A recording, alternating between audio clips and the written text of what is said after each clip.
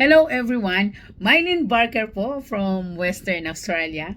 Dati pong naging teacher sa public school dyan sa ating bansa, sa bansang Pilipinas. Ngayon po ako po ay isang Australian citizen, isa pong educational assistant dito sa bansang Australia.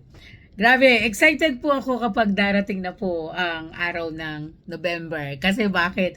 Kasi po bigayan ng bonus. So napakaswerte nyo po. Kayo na mga teachers o kayo na mga empleyado. Hindi po ba? Meron po tayong mga bonus na dumarating.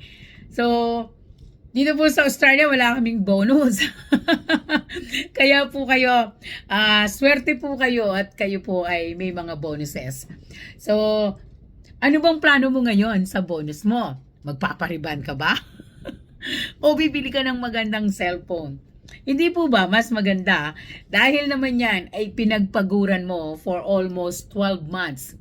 Kailangan, i-invest mo naman para lalong dumami. Para sa susunod na Pasko, marami ka ng pwedeng gawin. Marami ka ng source of income kasi nadagdagan na.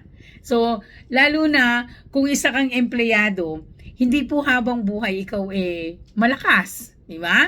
At saka, pagdating ng panahon na ikaw ay tumanda, hahanapin mo pa rin ay negosyo.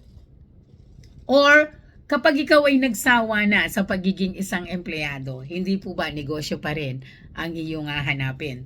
So, bakit ang darating na bonus, bakit hindi mo yan simulan sa isang maliit na negosyo para at least maraming bonus ang darating sa'yo sa sarili mong negosyo?